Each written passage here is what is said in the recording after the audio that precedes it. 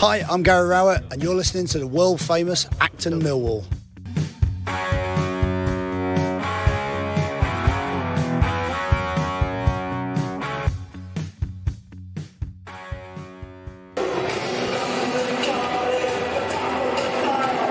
Hello, good afternoon and welcome to a grey, slightly damp, windy but fairly mild den, dear listeners. Welcome for the big fixture of the weekend, Millwall versus Sheffield United. As if the bad news for the season doesn't get enough, we've got the news this afternoon that Billy Mitchell is out for 6 weeks, apparently injured, so that's joining Sean Hutchinson, Callum Stiles, Mason Bennett and others. I'm doing a pause here because this is the pre-match speech. It's Jimmy's day. This is the Barry and Margaret getting their customary good round of applause.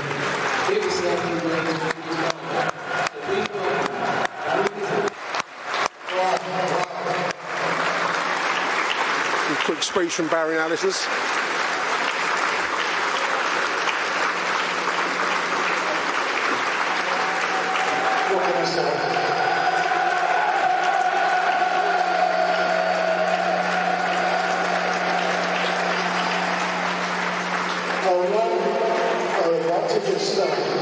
By thanking our visitors today. Sheffield have got behind today as much as they did last year. Thank you, Sheffield.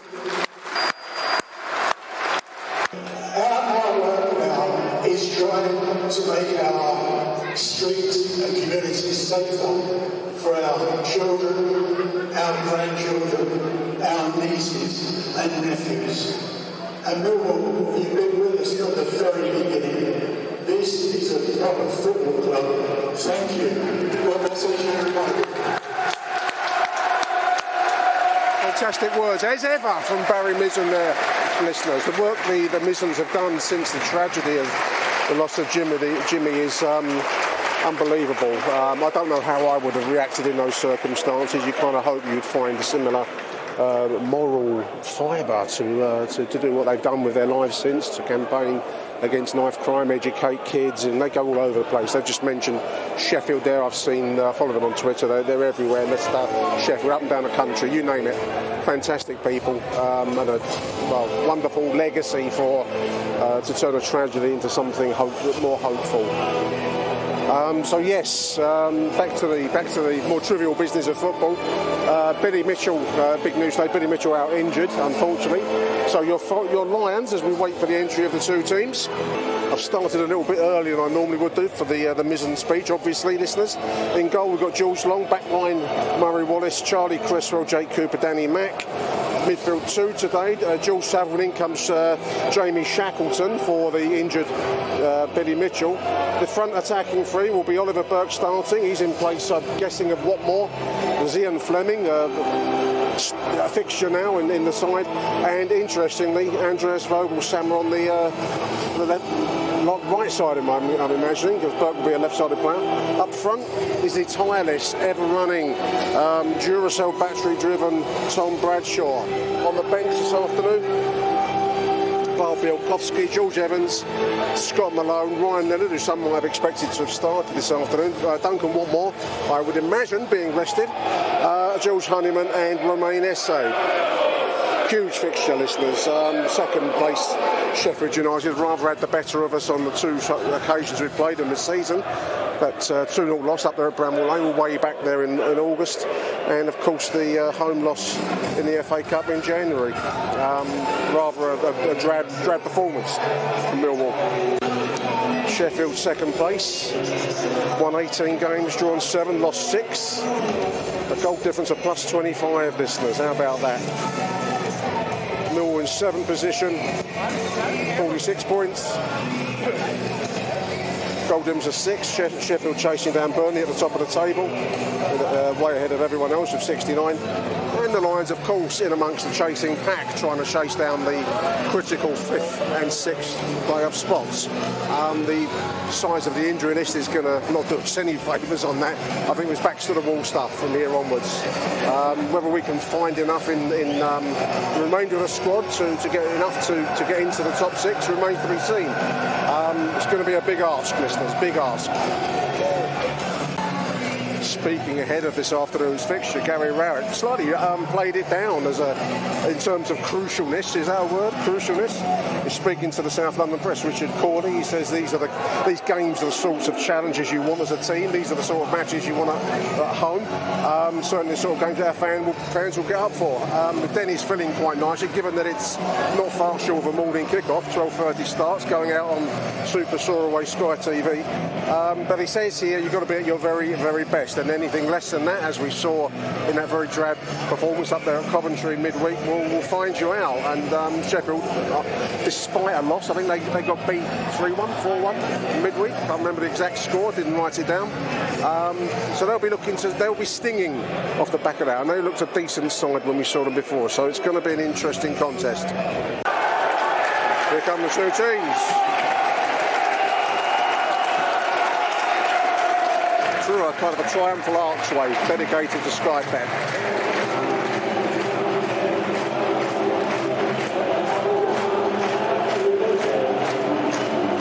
Decent sized crowd, in fairness. Block 1 is filling up. It's not quite the 18,500 that we had last week against Sunderland, but it's a decent sized crowd looking around the den, dear listeners. It's good to see it.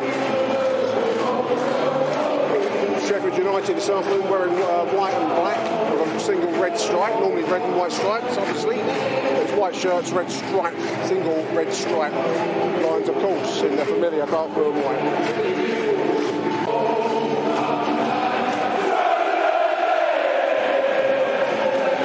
Fine voice. I think the crowd regard it as a season turner if Gary Rowett doesn't.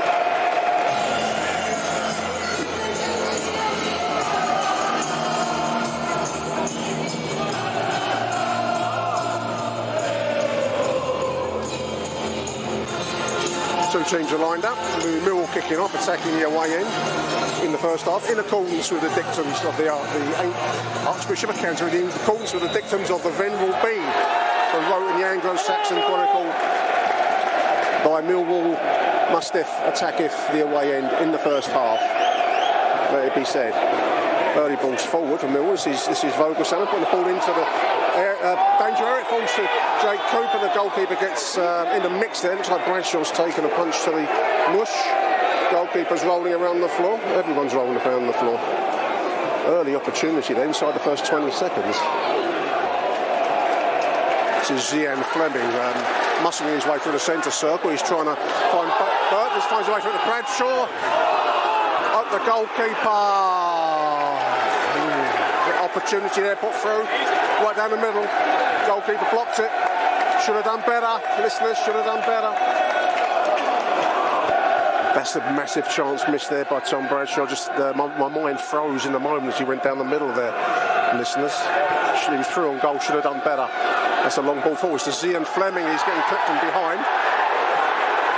Referee gives nothing. Standard of refereeing has been a point of conversation. Gary Rowett was mentioning a penalty that should have been on, or maybe should have been on Tuesday night. Some will disagree with that. This is the 16 coming forwards now, ball into the box. Loops up, the goalkeeper takes 5 minutes. Millwall straight back onto the attack, thrown out. This is Ollie Burke now coming down the right wing. Movement in front of him. He's got Bradshaw into the boxes.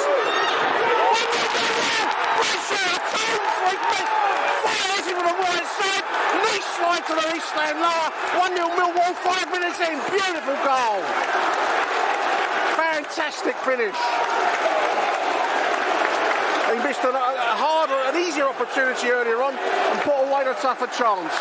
Make that make sense, listeners. 1-0 Millwall.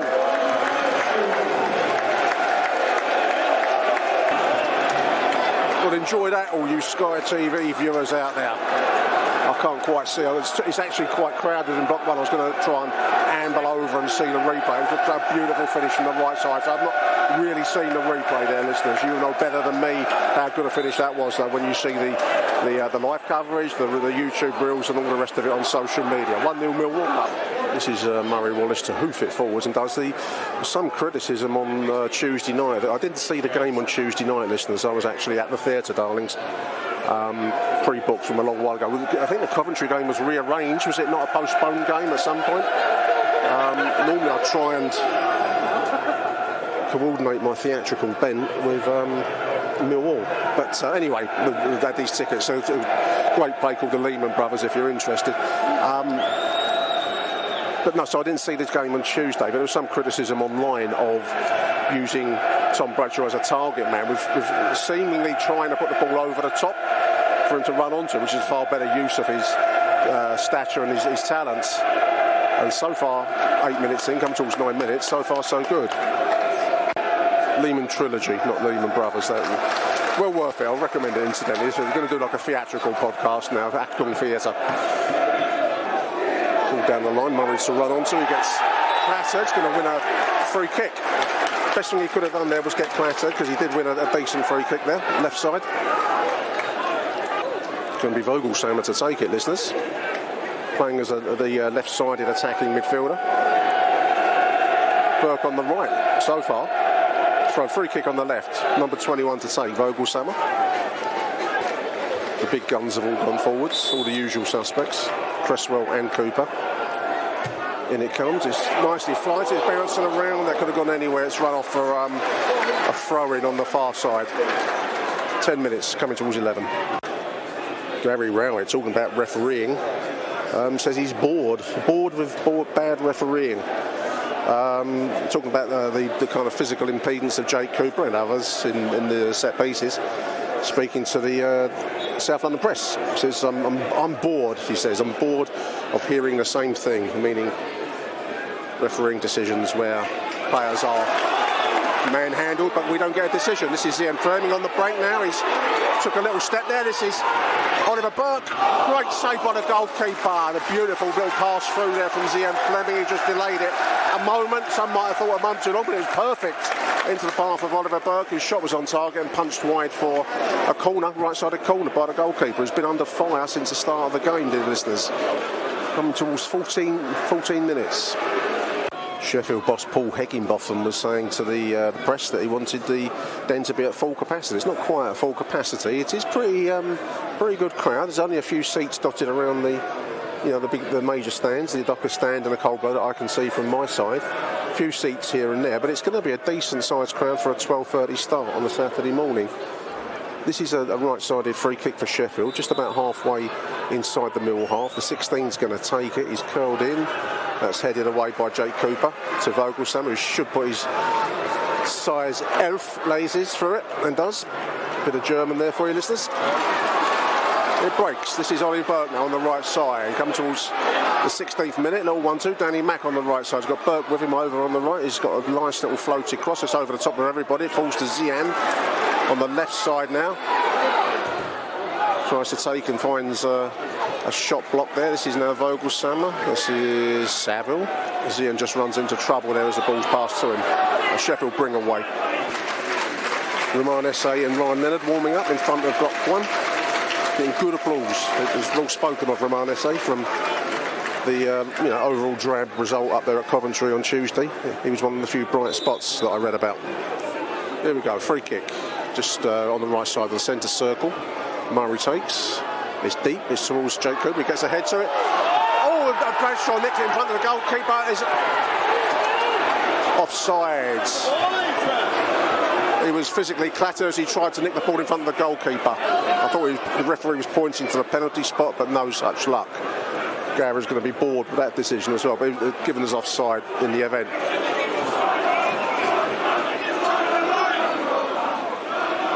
Lino gets his TripAdvisor review there from the East Upper Stand.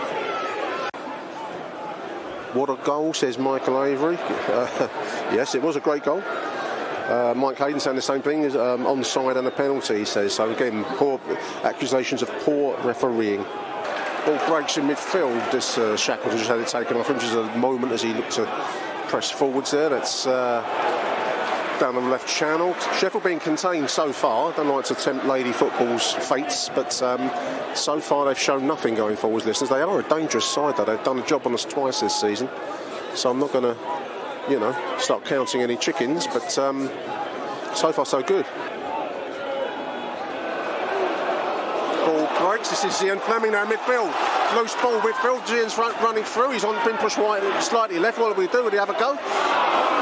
Run into trouble. This is Joe Saville. Zian just ran out of ideas there, listeners. I don't think he goes past men particularly easy. Just looking for a bit of space that wasn't there. This is Murray Wallace. Ball into the box. It's aimed at Tom Bradshaw. Referee's given us for something. God knows what he's given that for. Wasn't offside, I can tell you that much. Linesman's given it for must be offside. I saw someone calling for Zian Fleming to be dropped in the madness world of Twitter after that result up at Coventry. That does make you laugh. Some of the opinions. Oh, dear, Murray's had a mare there. He's put it straight into touch. 25 minutes, blimey. That'd be a bit like me if you put me at left back, listeners, as you would have got that. Great quote by Richard Corley, just talking about the mad world of social media.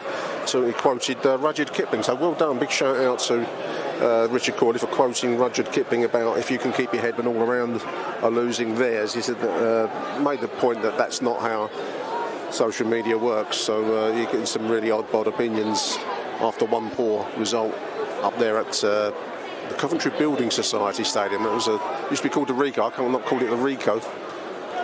Ball over the top. This is nicely taken by Vogel. Somebody who's won a throw-in out of that.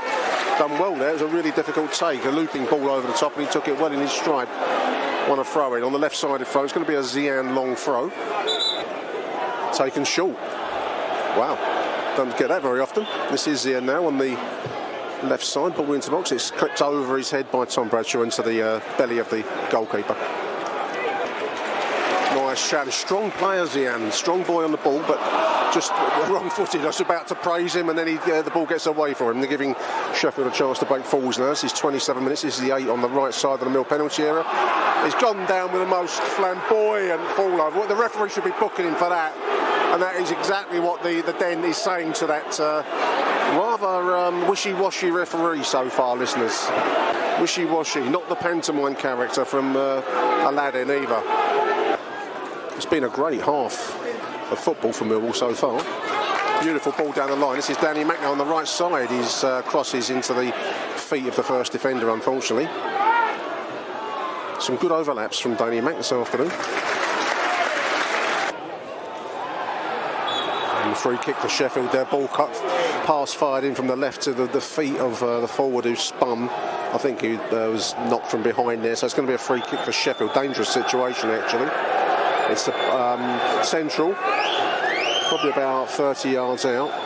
37, comes towards 38 minutes. Probably their first real chance of a shot on goal in the whole half so far, listeners.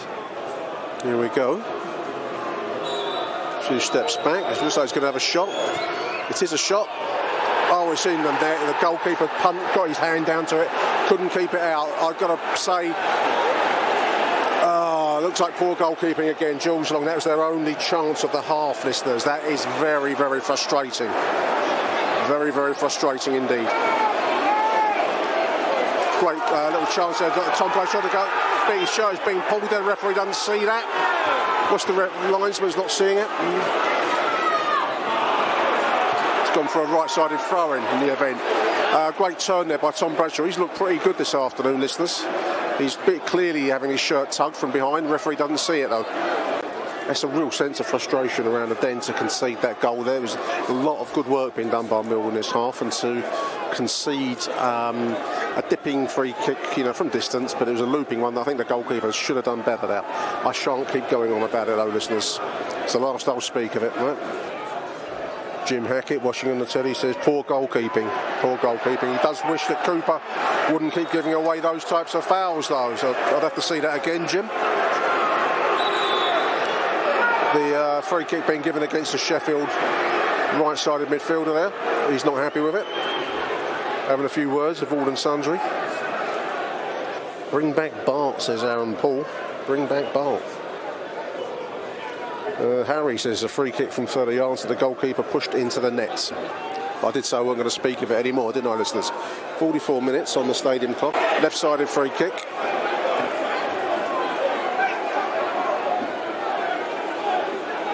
Chance to put the ball into the mix, dear listeners. The Sheffield management down there weren't happy with that. They've got something to say about it. Anyway, free kick floated in. Jake being manhandled once more. The referee sees nothing, but he does see the clip of Zian, and he gets a yellow card out for Zian Fleming. What a joke of a referee. Listeners, we do get them. What is it with refereeing down here? That was a fairly innocuous nudge by Zian Fleming. I think that was his first offence of that kind. And the referees let an open manhandling of Jake Cooper go just seconds beforehand. Where do we find these people? Who are they? What planet do they come from?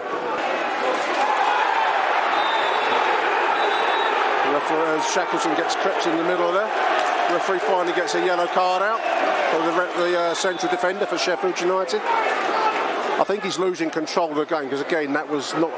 I don't think he's been a repeat offender, that particular player, but he's getting the payback for the strong sense around the den that this referee is bent and biased against us. He's called it half-time with at least 30 seconds on the clock to go. The referee is appalling, listeners. Absolutely appalling. Anyway, there it is, 1 each at half-time. Very frustrating half. Millwall with a blistering opening phase. Done very, very well, but unfortunately undone by poor goalkeeping at the half there. 1-1 as we go to half-time. Achtung, Millwall. Few half-time tweets for you listeners. I haven't done this for a little while. Jimmy Webb all the way out there in Perth, Western Australia. Big shout out to Jim. Says that's one of the worst offside calls I've seen in a long time. That would be, I imagine, for the Tom Bradshaw penalty shout earlier on the game. Matt Webb, brother of Matt. Jules Long's distribution is very good, but fuck me, says Matt. The main aim for a goalkeeper is to have strong hands to stop, in capital letters, the ball from going in. And he is failing on that part. Papadon-wrists, Matt calls him. Simon Hedgepig, Long should have saved it, he says. Papadon-wrists, same line again. Harry on our group chat says he's surprised a professional goalkeeper can't get to a ball with a full palm and keep it out. From that kind of shot, I'd agree with H, because it was it was on target. Clearly, it was dipping downwards. It was a difficult take, but a pro goalkeeper's got it wasn't power. I think that's the thing I want to say. It looked like it was a looping ball on target, but he pushed it into the net. Graham on our group chat says Rowett cannot afford to leave it too late with the substitutions. A big thing that's haunted Gary Rowett all season is making changes too late in the game after the event. We'll see.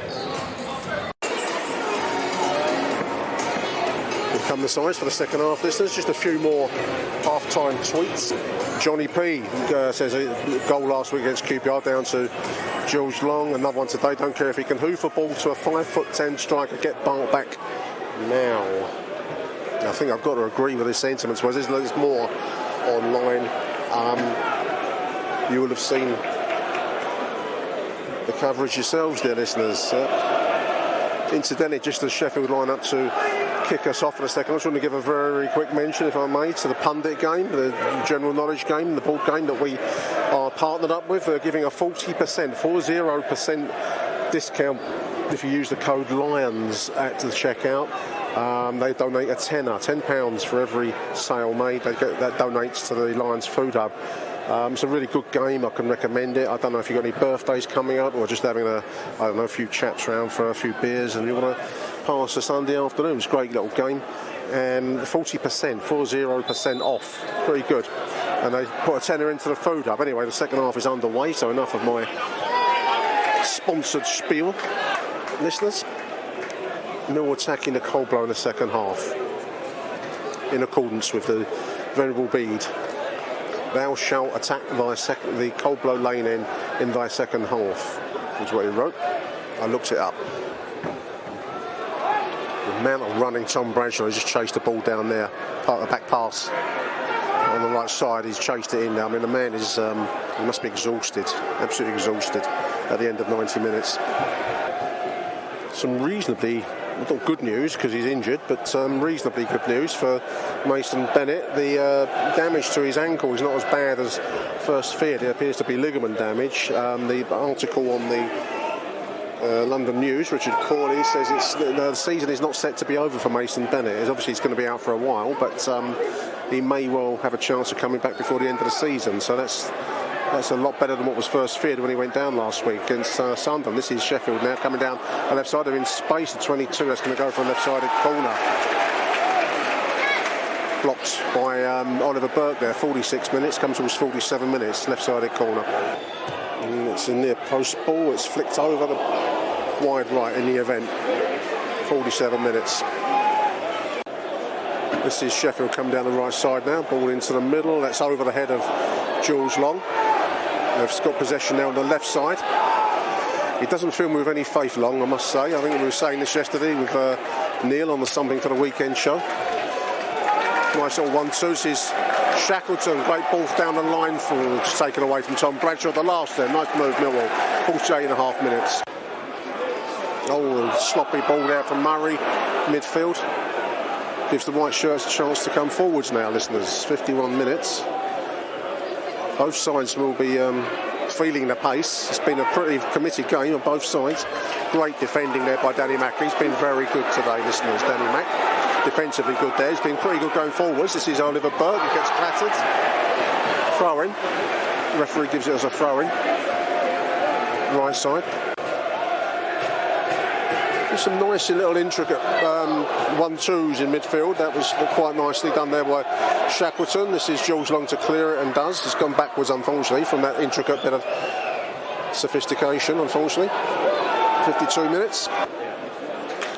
Zian now. Beautiful, taking the centre circle. He's running down the middle. He's got Vogelsammer on the left side of him. He's gone down in the box. 1-0, 2-1, the referee had blown up. As he played it in by Tom Bradshaw. I thought the referee had blown up for a penalty, but no, Zian went down. It would have been a penalty, but as it is, it's headed in from the left-sided cross by Tom Bradshaw. He's given the goal. I thought I heard a whistle. Did you hear anything, listeners, on the record, the tape? He's given us a goal. Nice finish, Tom Bradshaw. Headed in from the left-sided corner. Very confusing situation. I can see it on the replay a little bit. Certainly Zian Fleming went flying now.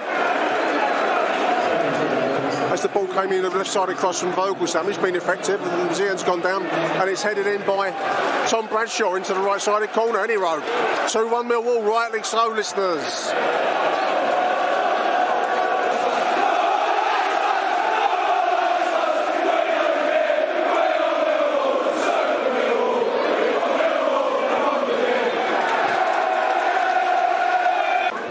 Ball inside from Tom Bradshaw. Finds Zian back to goal, unfortunately spreads it wide left. This is Murray Wallace now on the left side. 65 minutes. He's got Vogelsammer ahead of him. Ball into the box, fired into the side netting. Looks like he's one of that left-sided corner there, listeners. 66 minutes. Been very effective. All you Vogelsammer critiquers out there, you know who you are. He's been very good this afternoon. Taken quickly, left-sided corner. This is ball in from the left side. That's Zian Fleming there with that cross. This is now Shackleton. He gets muscled off there. Just his size counts against him slightly. He's up against the big boy there. And Sheffield will bring away.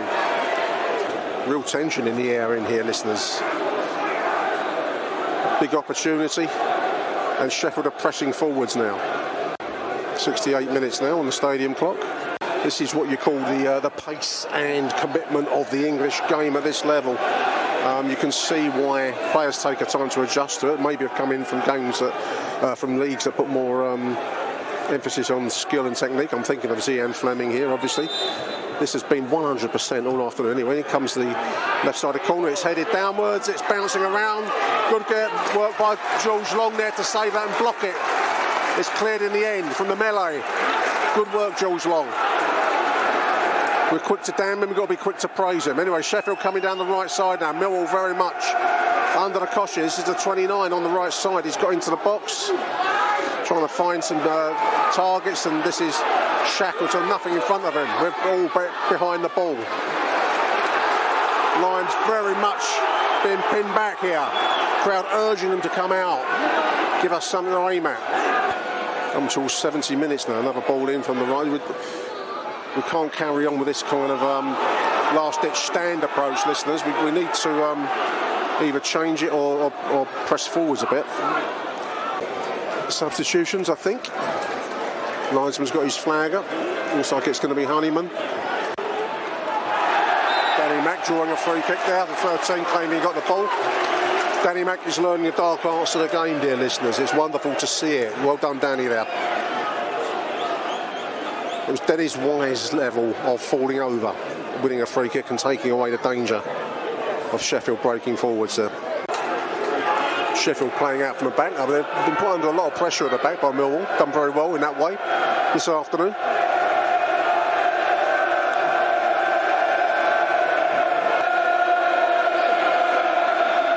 The wall of sound, listeners. The Monks chant. Unique chant. Others try to copy it. None can match it. Sheffield break from midfield on the right.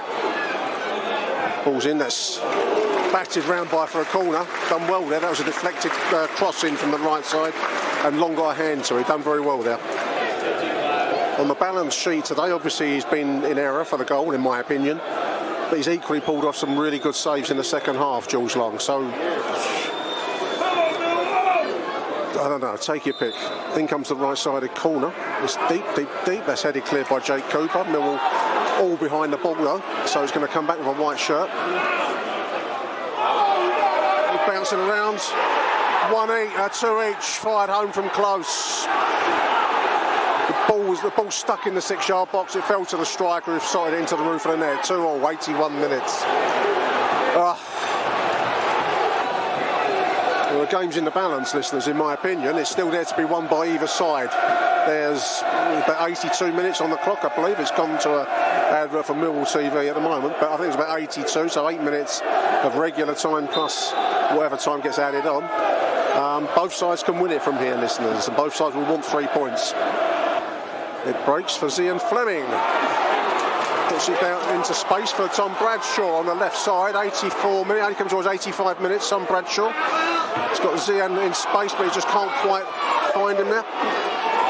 Zian's still in possession. That's taken a deflection. It's still, ball's still live. The 8's got it on the left side.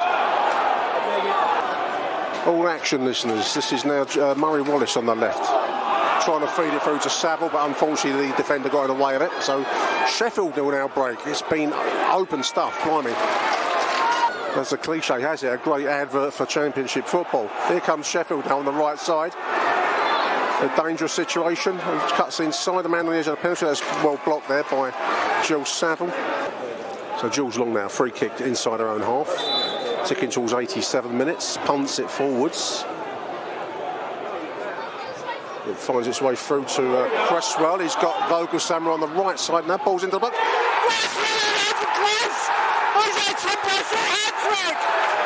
From the right side by Vogelsammer. Bradshaw's on the line to poke out from close. 87 minutes. Millwall 3, Sheffield United 2. What drama, listeners!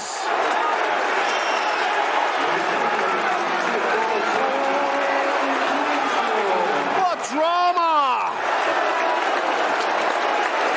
Great cross in. That's another assist for Andreas Vogelsammer, and Tom Bradshaw with the hat trick.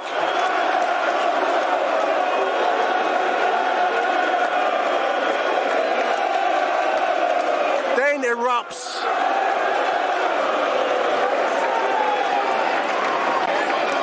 The substitution going on down. I think it is. Who's this? This is Vogelsammer's coming out. I think it's 11. That's Scott Malone.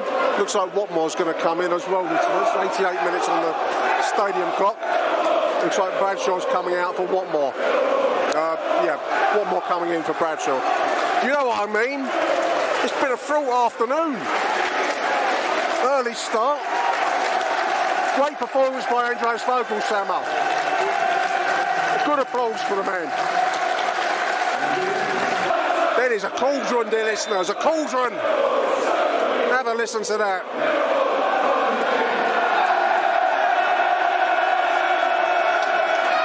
The Sheffield are on the break here now. It's been end-to-end stuff in this second half. We're in possession about halfway inside the Mill half. Everyone in the blue shirts behind the ball, just outside the Mill penalty. That's floated in, that's deep.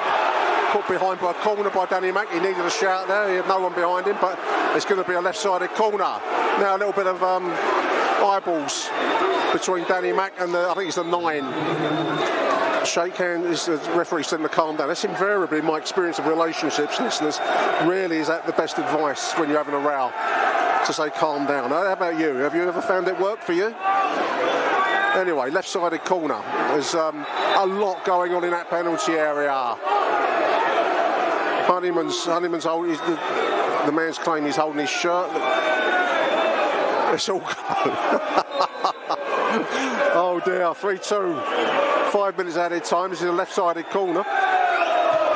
Floated in. It's deep. It's headed clear. That's the free kick given. Brave. That was Jake Cooper.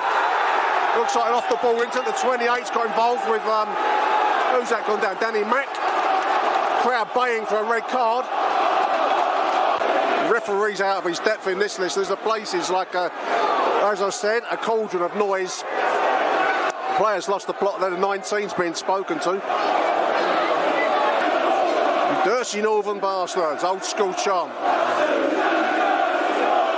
Yellow card. Oh, how's that? How does that work?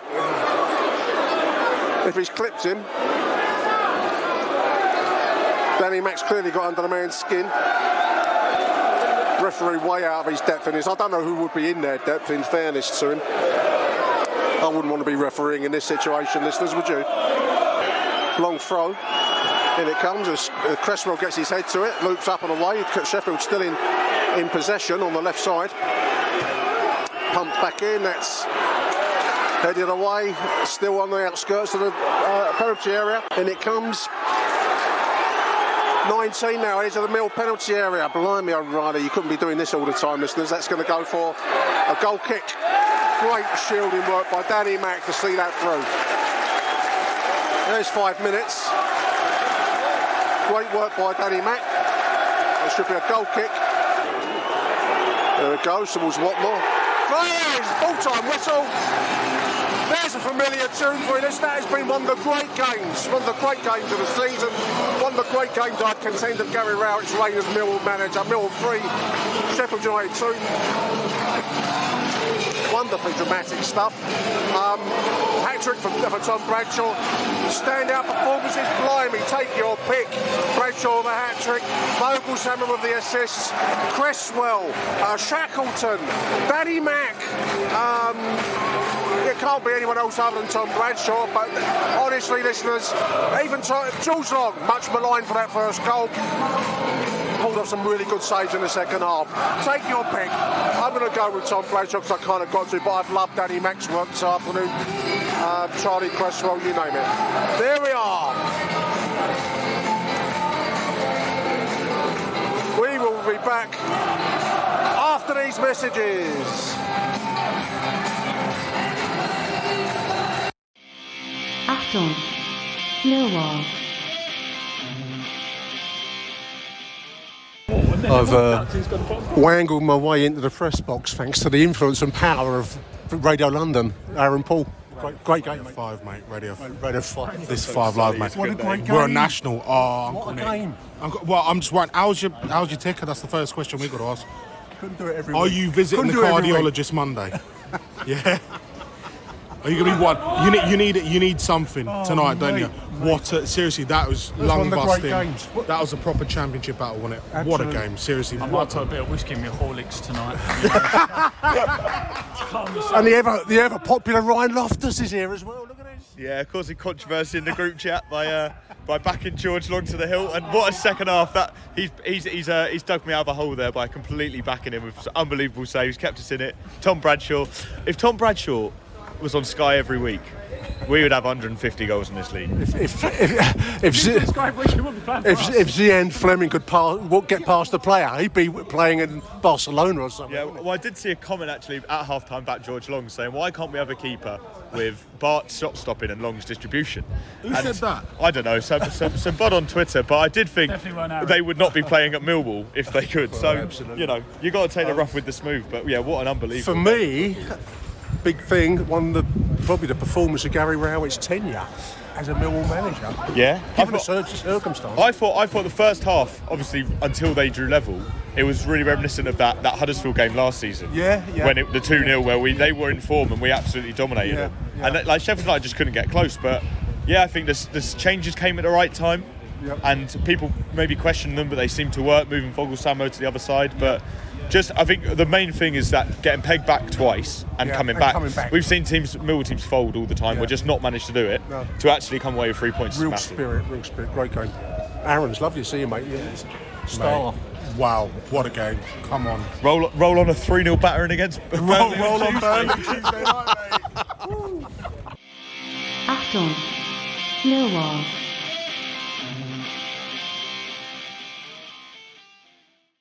Joining us on the show now to discuss what is surely, listeners, one of the most dramatic, certainly the best games in some years at the Den. Joining me now to discuss all the excitement of the afternoon is Mr. Michael Avery. Welcome to the show, Michael. Good evening. Now that was jolly good fun, wasn't it, dear listener? The early kickoff. Very enjoyable stuff. What a game! We're recording this, listeners, at the end of the afternoon. So we've both been dashing around doing domestic things since we got indoors. So it's the first chance I've really had to kind of process my thoughts on the afternoon, Michael. I must admit, I'm a bit staggered by the strength and depth of the comebacks. 3 comebacks, wasn't it? In all, with the final winning goal from a team that was looking at the start of the afternoon. I mean, we all kind of started the afternoon with the news of yet more injuries. You know, Billy Mitchell being out for 6 weeks. And I must admit, I thought we would be up against it this afternoon, but we really, really showed steel and real metal out there this afternoon. It was a fantastic game to watch. Absolutely, and the thing is as well, Nick, is we've had a 3-2. I think it was against Coventry at home earlier on in the season.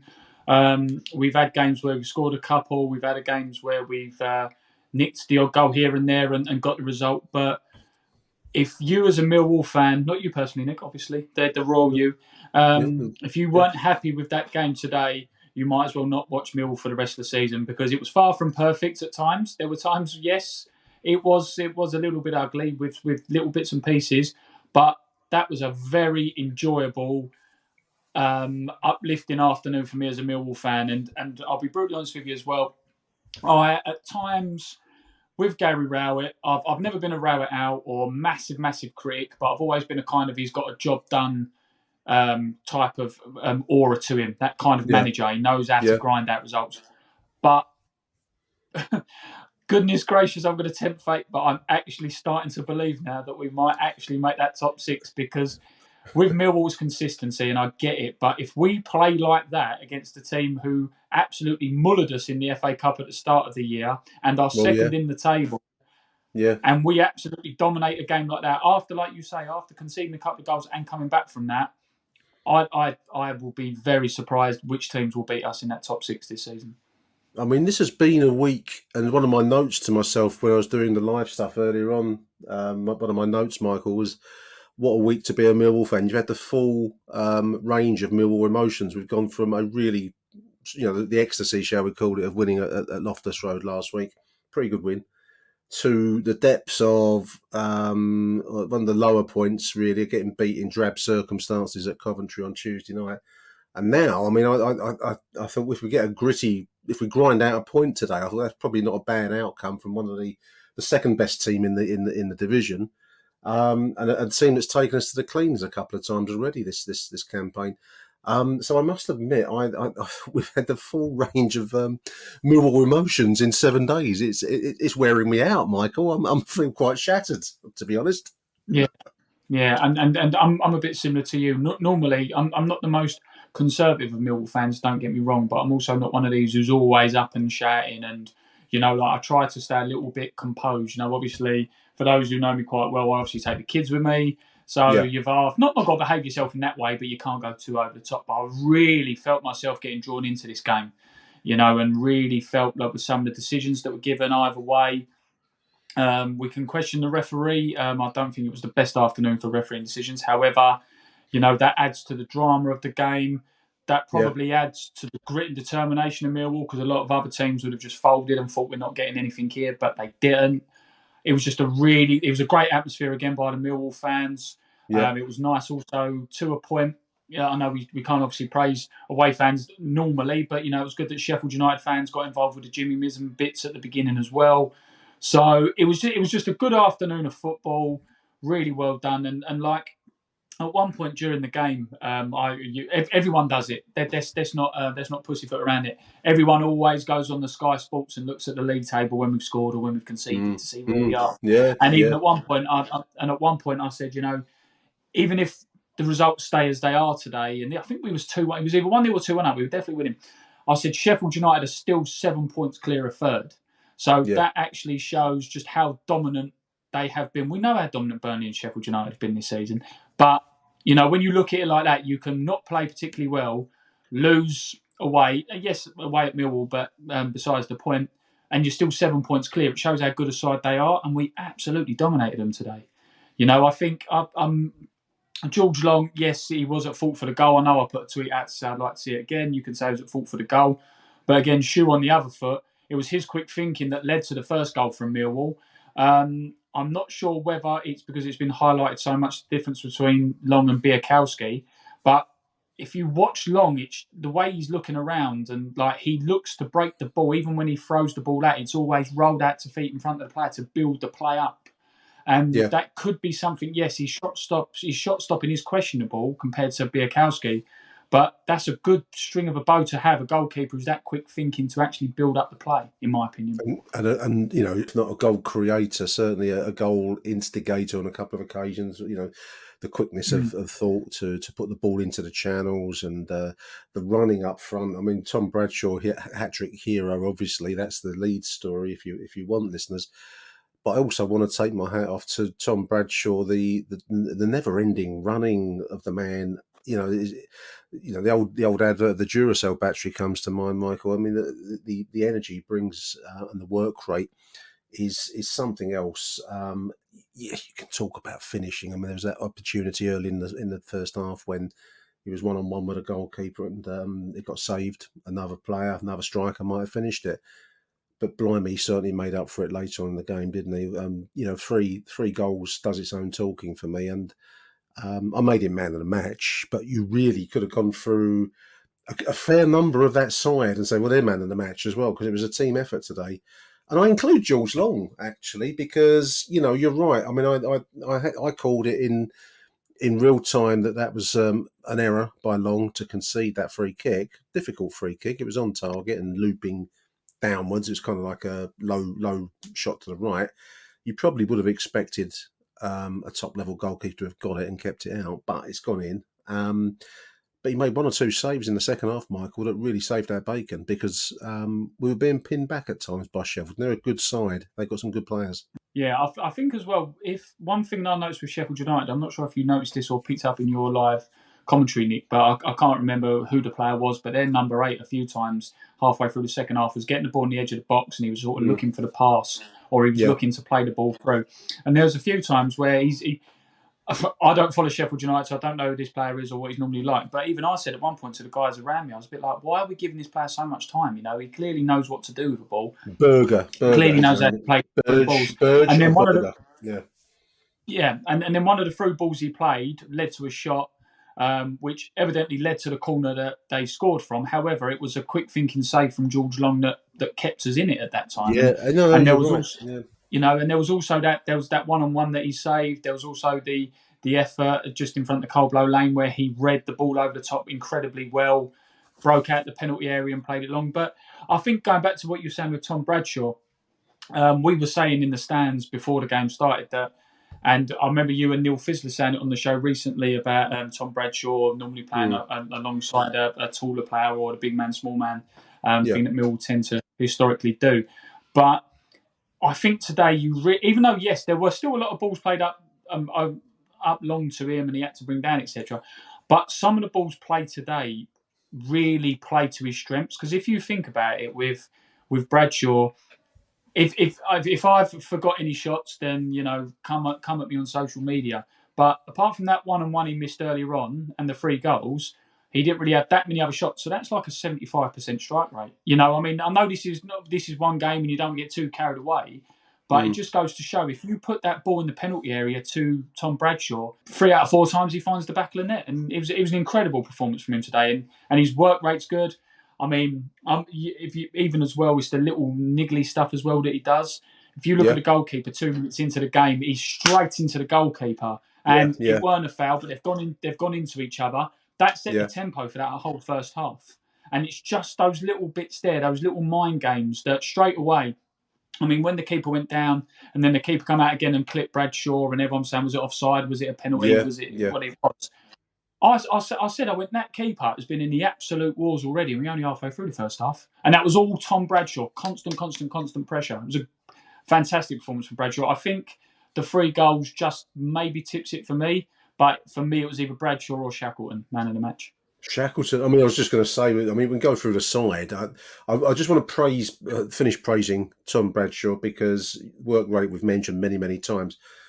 He missed or saved that opportunity early on, but then what a finish for the opening goal, Michael. Because I mean, that put that miss to bed for me as soon as he buried that chance. And the others were close range finishes, really, from good work by another player I want to mention, because we're going to go through quite a few one way and the other, I think, in this conversation. I want to mention Andreas Vogelsammer because he's become a bit of an online punch bag, isn't he? You know, what Vogie this and Vogie that. Well, today, anyone that was at the Den and saw that performance, even if you were watching it on TV, don't start talking to me about Vogie this and Vogie that, because he was instrumental. I think you could probably credit him with 2 assists out of the second and third goals of Bradshaw. If memory serves, I haven't seen anything back as we're speaking. But I thought the quality and precision of his crossing today, Michael, was top dollar, absolute top dollar. I think at times with Vogelsammer, I've been a bit of a critic of him. I mean, I especially remember it was I think it was the FA Cup game against Sheffield United. He for me, he always seemed to struggle to stay on side a lot of the time. And I know he's playing out of position where he normally plays. Some of his basic passing sometimes can be a little bit questionable. But when he was a little bit in and out of the game today, but when he was in the game for me, he was a real focal point. And I thought him and Fleming really linked up nicely at times. I thought Fleming... Yeah. I think some of his football was incredible. I mean, there was one bit with we'll go back to Vogelsammer in a second, but with Fleming, there was that time where he sort of feigned the shot and the player died, a slight slid. Feigned the shot again, player slid. Feigned the shot again. And I remember someone around me was like, oh, why don't he shoot? Why don't he get rid of it? And I'm like, can't you see how intelligent this football is? He's waiting for the right moment. So I think the eventual shot was blocked. I was like, he's waiting for the right moment. And there was a lot of time as well with Fleming where of the first 10, 15 minutes, I did think the ball got caught under his feet a little bit. I mentioned it in our group chat. And it took a little bit of a while to get him into the rhythm a little bit. But yeah, him and Vogelsammer was superb. And again, this isn't a criticism of Vogelsammer to say that if he's playing with bad players, that makes him a bad player. But what I'm saying is if you actually give him the service and the type of football that his runs and his brain requires, you can actually see what you're getting out of him. In my opinion, he played very well today.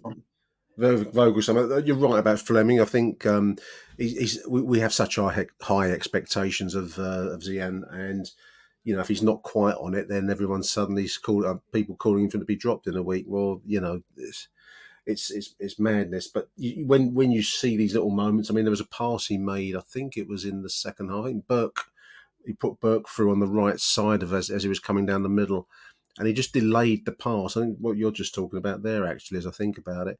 And it's just like a little moment of class because the obvious ball was to get it out there quickly, but he just kept it a step onwards, and then played Burke in. I think the shot hit the side netting, if memory serves, but it was just a magical moment. And he's got this ability to produce a higher level of football than I think we're often being used to at the Den.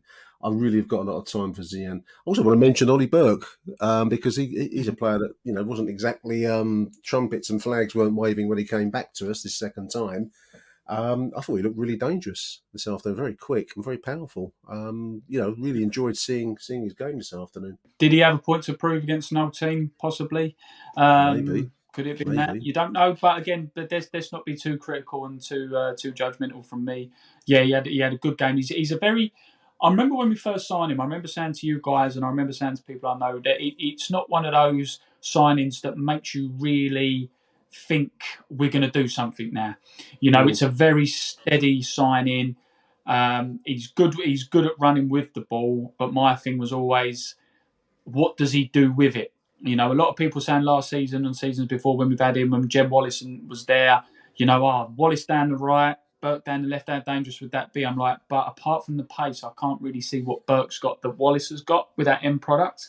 But, I mean, it was Burke's through ball, wasn't it, to Bradshaw that made the first goal. It was incredible. But I think, I'd have to see it again, but yeah, I'd take that because it sounds about right. I thought he looked very. I mean, it could be the desire to put one over on Sheffield United. I don't know if that works. Works. Let's not be too cynical, Nick. Let's say that this is the start of something big from old Berkey. Well, the whole side.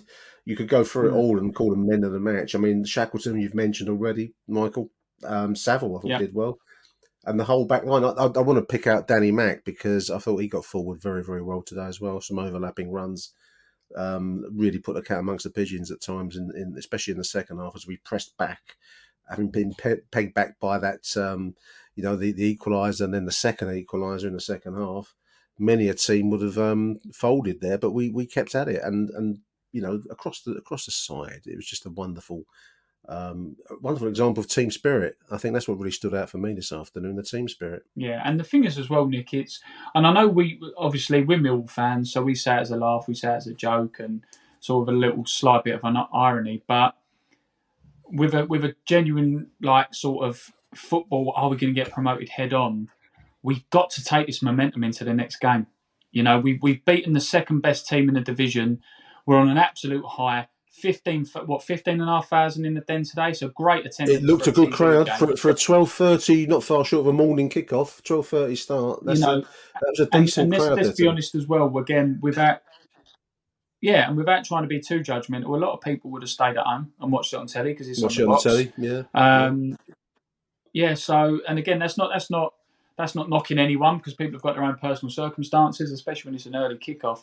But we've got to take this into the Burnley game because how we played today, I'm not going to go too over dramatic and say, we'll really, absolutely spank Burnley 5-0 and all this. But if we play like we did today against them, we're well in with a shout because the Den was behind the players, and not just because of the refereeing decisions, but the Den was behind the players. Sheffield United, they seemed up for it at the start, but after a while they weren't really in the game. McBurney, who's normally a player who comes back to haunt us quite a lot, he didn't seem at the races today. And the more the crowd got on his back, the more he reacted. I'm thinking of that stamp on Jake Cooper towards the end. Yeah, he started to lose the plot. Yeah, they were losing the plot.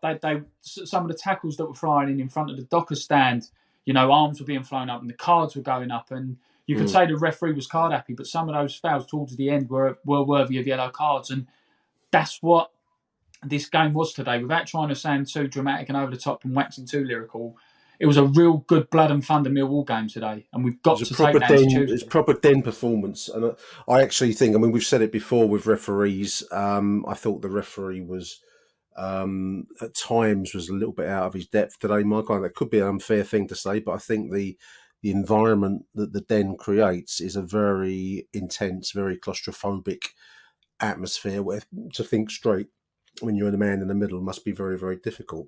And that doesn't excuse poor decision making, but there we are.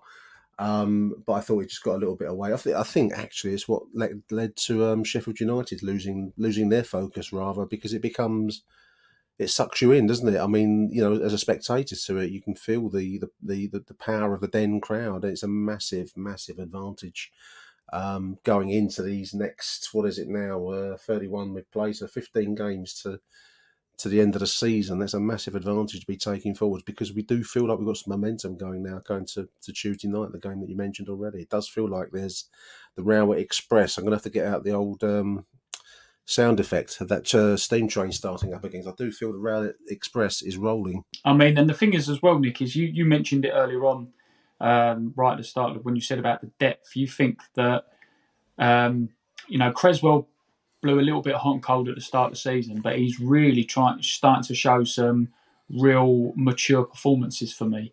I think Shackleton, again, slightly similar. He had a really good game today. I'm a little bit more on the fence with Shackleton than I am with Creswell, because yes, Creswell did a few cock-ups at the start of the season, but I do think he's that slightly more steadier player. But you think today we were missing Billy Mitchell's going to be out for a while. Yeah, we're missing sadly, yeah. We're missing Sean Hutchinson. We're missing Mason Bennett. But we can still bring on good players off the bench, and that's what I'm saying. You've got three. Let's be brutally honest. Bennett maybe is a question mark because of his fitness, not of his ability, but his fitness. But you've got three first-team starters there who will make that existing 11 better, yet to come in along with the players who've come from the bench. Honeyman, who's had a really good few games, started on the bench. Yeah. George Evans, he has his question marks, but he's the type of player, if you want to kill the game and kill the tempo in the last 5-10 minutes to really slow it down, you bring him on. I know a lot of Millwall fans don't like George Evans. Scott Malone on the bench. People are saying, should he come back in for Murray Wallace? That's another conversation for another time. Biakowski, it's a strong squad. It's a really strong squad, and we're in a really good position. And I know I sound like a broken record and reiterating, but we've got to carry this momentum. Gary, I know you listen repeatedly. Yeah, you do, Gary. He does listen. We recognise your IP address, but we've got to carry this momentum in. Absolutely. Seconded on that front. Burnley, top of the table after today's results, 72 points. Good side. It's going to be a tough game. It's going to be a big game. If you thought today was big-time football, listeners, get yourself along to the Den on Tuesday night, because that's going to be bigger time football. Mill sitting in 6th spot, 49 points. Just above Blackburn, also on 49 by goal difference. So we are very much in the mix. The Rowett Express, Michael, is rolling. Better get the old the toot of the steam engine out, I think. It was a wonderful afternoon. I really enjoyed it this afternoon. I mean, we're not neutrals, and the last few minutes of the game was a real nerve grinder. But wow, that's what you want to watch football. That's the kind of football you want to see. Leaves you feeling slightly exhausted afterwards, and we're recording, both of us, I think, in a state of nervous exhaustion. Wonderful afternoon, Michael. I want to say thank you for taking time out of your evening for joining the show to do this very feels quite soon after the event to be doing a review. Sometimes it's nice to get a day's distance, but this was just that kind of game where you had to tap into the electricity of the Den this afternoon. Big thank you, Michael Avery. Thanks for coming on, mate. No problem at all, and I promise next week I won't be as positive. I'll go back to my normal moody self. Thank you for listening, dear listeners. Until the next edition of Achtung Millwall, it's Arrivederci Millwall, and bye for now. See you after Tuesday. Probably see you Wednesday. Bye for now. Achtung, Millwall.